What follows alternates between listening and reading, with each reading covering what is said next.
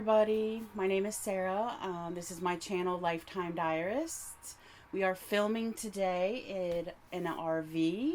This is Ren. She travels around the country visiting, 47 states? That's what you've done in the last But that couple includes years? Hawaii, and I didn't take the Okay. RV there. But she travels all over the country. She's a watercolorist, and she's also my mother. Both of us have been keeping journals for a very long time. I've been a diarist for almost 40 years, and she has been a diarist for almost 60 years.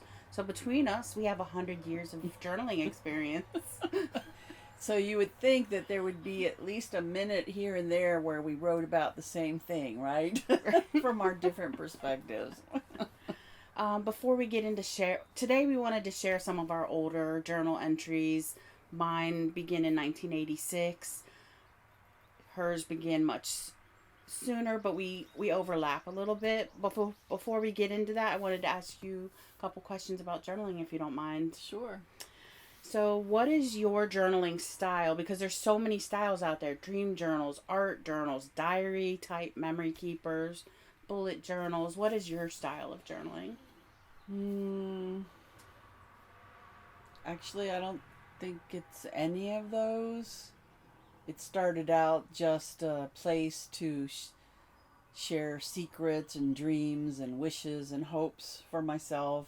And then as I got older and in school and met people and had people in my life, then it became more like a place where I could privately gossip about things or vent about things. And then moving on into marriage and children, it was like talking about that and things that I needed to work on. And I went through a phase later where I needed to just vent and complain and talk about fears and worries.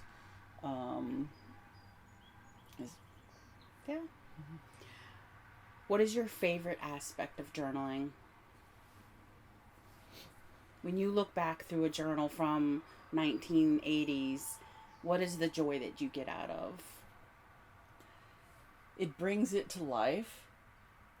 When you write things down, sometimes you're putting words to them that you didn't have, but just the act of writing it down puts words to it. And it also, writing things down also commits it better to your memory. Mm-hmm. And so I enjoy just reflecting back over those days because I can go back and read about it and it's brand new again. It's alive again. Reading about the kids taking a nap or watching a soccer game or whatever we were doing as they were growing up. All I have to do is go back and read those pages and it's like I'm right there again. Okay. Do you have a journal regret?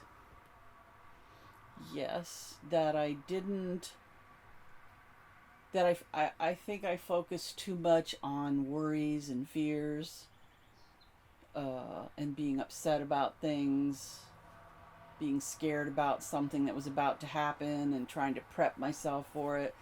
But I wish I had spent a lot more time talking about the things that I experienced and did,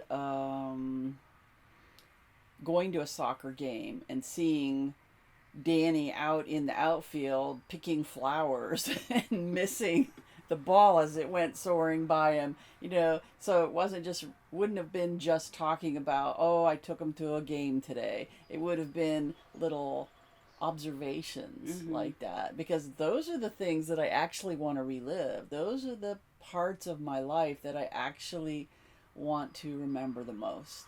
The little details. Yeah. So I have a couple questions about your journaling routine. Do you have what's the frequency that you journal?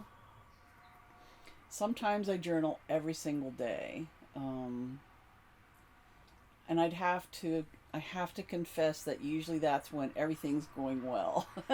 And I'm just having a blast because I have so much fun with my RVing life. I meet way more friends than any other time in my life. And so I write a lot more. I'm talking about the things I did and the people I met, and just, I don't know, I really enjoy that. That makes me curious as a little side note. When you meet a new friend that at a RV place in Yuma, Arizona, do you describe them in your journal like you're introducing a character in a book? I don't, and that's a really good idea. That's a really good idea. It's something I wish I had done. I do. When I start a new volume, I introduce myself and I talk about, like, as I've gotten older, I'm like, okay, I'm this age, I weigh this much, so I'm confessing kind of to myself because I figure no one else will read it. And I describe the things that are going on in my life, just one page or sometimes just one paragraph. Yeah, I heard another journaler talk about she introduces each person that comes into her life like a character in a book, what they look like and your relationship together. And I thought that was an interesting idea. I like that. And today, in our age, we can do a bit of a multimedia. I like sometimes I journal on my iPad, and I can insert pictures, so I could take pictures of those people and put them in there. So far I haven't done that. I could sketch them even. So yeah. I think that's a great idea. So another question about your journaling routine. Do you have a favorite place to journal? At this desk, I like to sit there. Everything that's important to me that I do, that I love, it takes place at my desk. And do you have a favorite time to journal? A lot of people talk about waking up in the morning and getting their thoughts on paper to start the day. Some people like to journal the last thing at night before they're going to bed. And some people journal throughout the day. So what is your ideal journaling time? I have journaled throughout the day from time to time, but I find that in the morning I'm more logical. That's like when I do my admin type things, and so I see things differently. And I'm rested. I'm an introvert, and introverts have longer neural pathways than extroverts, and so we don't actually process the things that happen to us until the next day or till we're asleep that night. And during REM, our brains process everything that we experienced the day before. So in the morning, that's all fresh. And I'm like, oh, why didn't I think of that yesterday? Why didn't I say that? Why wasn't I funnier? Because now I know just the right thing to say. So morning is when I do, where I'm going to talk about things that I've processed. I can see them more objectively. At night, I'm usually a bit sad or depressed or regretting things I did or didn't do during the day. And so that's when I might write about that kind of stuff. I'm more emotional in the evening. So I'll write about that kind of stuff. And it gives me a comparison for the morning when I feel really optimistic. And I'm like, see, it was nothing. I worried about nothing. Yeah. Do you have advice for someone who would like to get into journaling? They might feel that they can't make a commitment to journal every day, or that their life is uninteresting and not worth journaling about. If they're watching this right now and they're really seriously thinking about buying that first notebook, do you have any advice for them? I do, but before I answer that, I would like to start that conversation with you talking, because you were the one that brought this up about finding a journal from someone in some old relative. Talk about that a minute first. Yeah, I'm a family historian, and I scour newspapers and records for just the little tiniest tidbits on family. It's extremely important to me.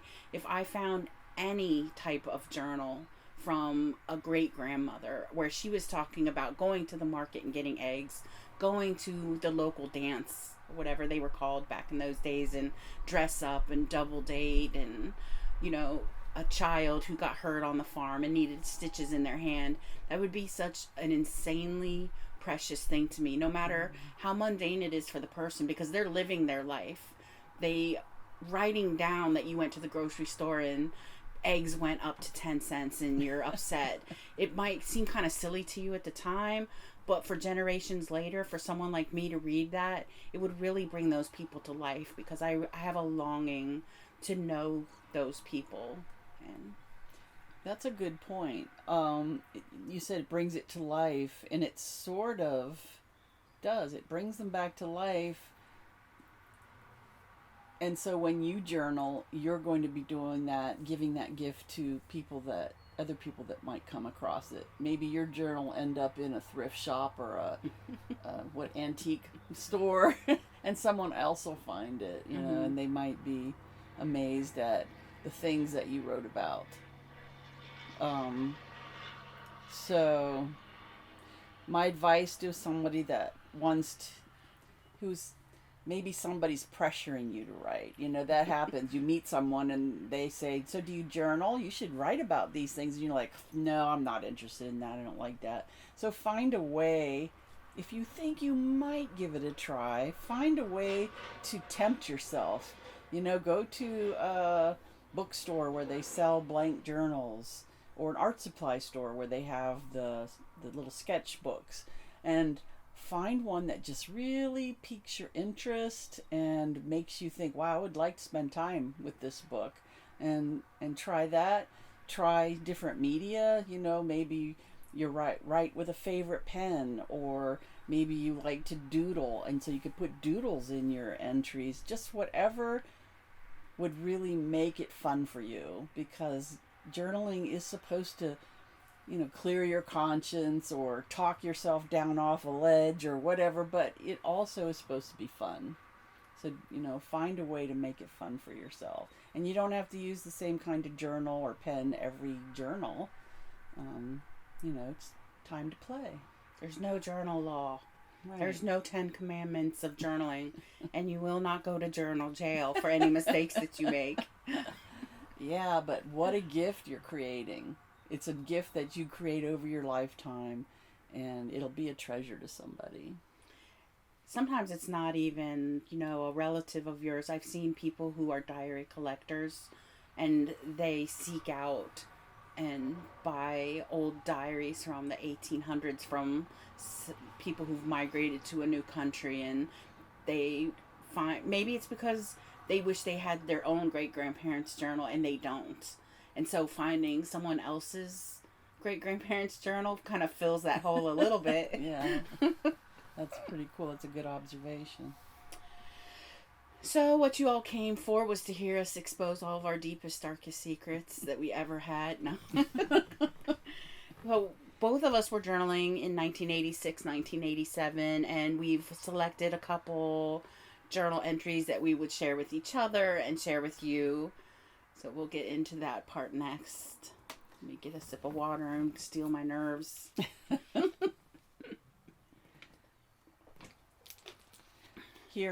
We have a little ottoman here in front of us that you can't see, sort of maybe can see. And it has some of our journals on it. Why don't you show us what you've got there? So this was my very first diary that I ever had. It had a hard cover and a little lock. It fell apart at some point, so I wrapped it in a piece of red paper, and a lot of the pages are actually coming out. So I have got to figure out some way to preserve it at some point. Luckily, I wrote in pen. It's not fading at all. Well, actually, there are some. That's written in pencil, and it's not faded at all. Well, it's graphite. Maybe pencils were lead in the past or something. In 1986, lead pencils. Another one of my first journals was Peter Rabbit's diary, and this was supposed to be my travel journal. So it has some of the same dates, or it alternates between the two journals. Now, currently, I only journal in one diary. I don't segregate my journals into dreams, diary, manifestation. I don't divide it up at all. I just journal in one book. So who wants to go first? Do you want me to share something from my diary first? I just want to say that even though we were writing at the same period and the same things were going in our lives, I think we were coming at it from a completely different perspective. I think we were concerned about different things, and so even though we're talking from the same time period and we were together, it may not be me always describing something she experienced and vice versa.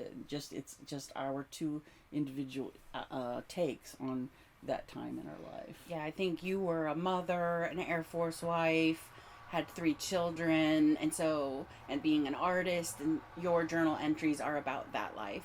Whereas me in that time period, I was 10 years old.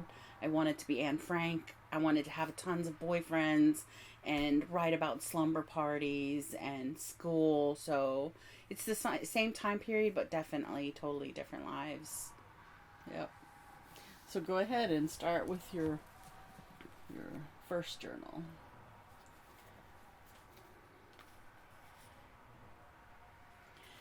One of the, like I was saying, the mundane kind of things that I journaled about at that age, so 1986, were doing a play at school.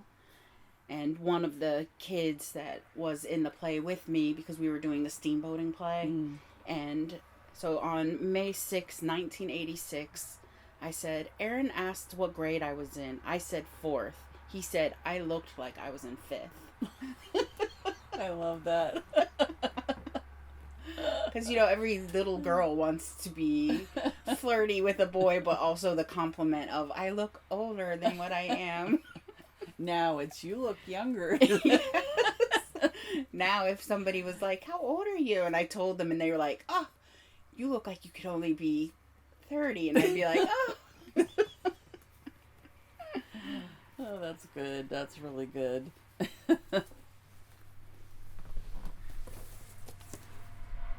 Let's see.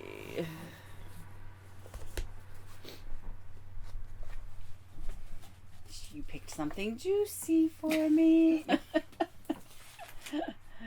All right. This one is from... All right. I have I think I wrote a lot more than she did. Yeah, oh yeah. Mine was like 3 lines. I'm having to flip pages and pages to find the date. Looks like this was Thursday, 16 January, 1985. My journal entries for the last few years, I even put the time. I don't know. I guess I do that too. Do you? I put the time. I put the temperature. Oh, that's interesting. Because I think about global warming, and I'm like, 30 years from now, we'll be like, oh, I remember when it was only in the 60s. I don't know. It's just weird. I put the time and the temperature. I'm trying not to look. That's okay. This one is 16 January 1985, so it's just before the others. But it was a pretty monumental time in my life because I loved to learn. I loved going to college. I went for years and years, and if I can, I'm going to go again. But my mom was old-fashioned, and she didn't really appreciate that in me. And so I wrote, my mom tells me she doesn't think computer science is for me. That I should still be home with the kids. And let's see. I said, I think she's fighting to keep me from becoming like my dad. He and his whole family were kind of jumping from one venture to another. And when he would accomplish one goal, then he wanted another one right away. And so I think my mom is not wanting me to be that kind of person. And so she reminded me of that quite often. And but I spent the rest of the entry talking about how I am not like that. So I think I was trying to talk myself into it. So there you go. It's really neat. Yeah. So July 25th, 1987, and I wrote Saturday. We were prepping to move from our base, or where we lived at in New Mexico, because we were a military family, if I didn't say that before, and we were getting ready to move to Germany. And so in July, I said, now we've moved onto the base. I've met lots of people, and we have a swimming pool across the street. My friends are, and I had to list down their names. I just got back from Carrie's 12th birthday. We had a slumber party and stayed up until 3:30 in the morning. We watched a movie called Saturday the 14th. Carrie is going to move to Korea with her father for a year. That's all. A lot of times I ended my diary entries with "that's all." Interesting. Like, that was a lot. Like, we moved, I have new friends, we went to a slumber party, and she's doing this, that's all. I like that. That's Yeah. cool. Saturday the 14th was one of those movies that was like a comedy spoof, because Friday the 13th was really big. So in Saturday the 14th was like, if you thought Friday the 13th was bad, what happened the day after? But it was hilarious. So 12-year-old girls staying up till 3 o'clock in the morning watching this comedy scary movie. So when you got home from that, did you kind of pretend like you got a lot of sleep, or did you I admit? probably slept all day. But I'm sure... did you want me to know you were up all night, or did Probably not.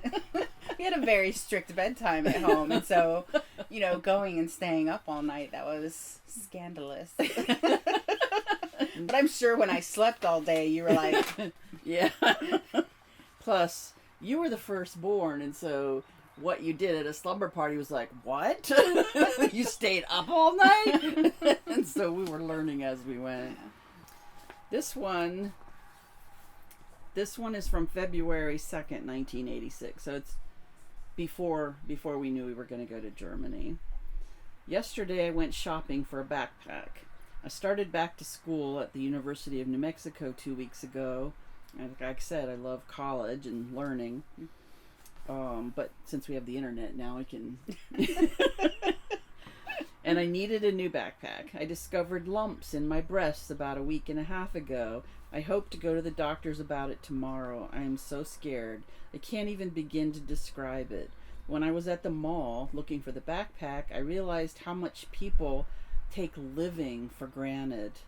They were spending money and buying things for their house and buying a birthday present for a cousin or whatever, and I saw people spending money like they'd be alive for a long, long time, and my life, how long I lived at that time, felt like it was weeks or months, and so I saw the shopping experience through entirely different eyes. So. Do you think that that was your kind of first facing of mortality? Because when people are young and they're in their 20s, they're like, the end is so far in sight, it's not even something you think about at all. Do you think that was your first time where you were like, it might not be that way? I think so. When I was preteen, I didn't believe I would ever make it to 16. Honestly, I thought I would die before I was 16 because I could not picture a life where I drove a car. I couldn't picture it. It's not going to happen. Then when I got to 16, I was surprised, and I thought I'm never going to make it to 18 or 20 because I couldn't picture my life with boyfriends, with a husband, with thinking about having children. It just didn't feel like it was going to it just didn't feel like it would happen for me. So as I got to each point, I thought, okay, I'm going to die before this next big landmark. But when I thought I had breast cancer, that was when all those other things seemed silly. And I'm like, wow, yeah, I really could die. So then I was looking at what I would miss if I did die. So yeah, it was sort of a wake-up call. Yeah, I think I had a similar moment when my grandpa had cancer, and at the same time I was going through some not only health scares, but also was going through a divorce and a custody battle. And I remember staring straight in the mirror and saying, you will not die before your son turns 18 because you will not allow him to have custody of the child of your son after you fought so hard. Like, I was fighting so hard for custody, and when all this, the sense of mortality came over me, I was like, well, I have to live to at least 37. Because I was 21, I think, at the time, and I was, it's like, you are not fighting for custody and then dying. It wouldn't be fair. I'm sorry I'm laughing because it's kind of sad, but you just have a way of putting a spin on things. Alright, so I have one last diary entry I thought I would share today. So the other one I wrote was when we had moved on to base and we were prepping for our move to Germany. And this one, I know I had shared with you before entry from this one of after we were in Germany that I wrote in July, but I found a diary entry from February. And I think that I almost transcribed a lot of this in here or told the same story, but this has stuff that the other one didn't. And some of the stuff in here is really cringy, embarrassing, and I might gloss over a little bit. I don't know if I can work up the nerve, but we'll see what happens when I get to that line. So if she has this funny little pause, like she's if there's rewinding. a skip in the video, I might say it, and then we might cut it out. That's funny. All right. So this is February 1988, and I didn't write the day in February. I know I haven't written in months, but now I have more to tell you. Okay. I went to see my grandma on December 15th, 1987. That's when I left New Mexico. After Christmas, I went to Florida to see my other grandma and grandpa, and we spent the New Year's there and went to Disney World. I got a cat. It was from Aristocats. There from Florida. I flew to New York, and then from New York I flew to Germany. Wrote all Germany in all capitals with exclamation points.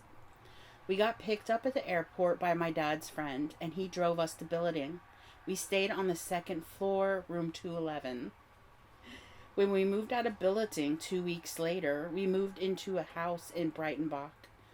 We have an hour-long bus drive to school.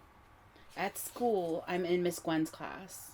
My friend was Natalie, but now since she moved, it's Laura. Because that's one thing about being a military brat is you might only know someone for a short period and then they're getting stationed somewhere else. So your paths just cross. So now my friends are Laura and Larissa. There's a boy named Paris in our class and he's totally disgusting. I don't know why I would say that about someone. It's very mean. So this is the point. I don't know. I feel my cheeks getting red. He's totally gross. He wants to go to bed with every girl in the class. 12 years old. Yeah. Okay. So yeah, we'll skip that. No, that's okay. Because I would have a similar story. So I had a crush on a boy named Joel, and I wrote, I am going to ask him out tomorrow. And then I put bye and some hearts. So like I said, it's a little embarrassing. But so that was 6th grade because we moved to Germany. I did half of 6th grade in New Mexico, and then I did the other half at Ramstein. That's right. Yep. So if your name is Joel or Paris, I apologize for writing about you in such a way. But thank you guys for joining us, and if you've stuck with us this long, I'm really hoping to do some more videos with my mom. I really enjoy getting little peeks into her life, and I enjoy that we both are such passionate journalers, and I like her art journaling is amazing. She has an Etsy shop and a website, so if you'd like to find out more about her and her travels around the country in her RV, being an artist, living this carefree spirit life, in my opinion, I'll link those down in the description. Is there anything you'd like to say about your website or? Well, for this YouTube channel, if you would be so kind to subscribe and like this video. Thanks. Thanks, guys. Bye.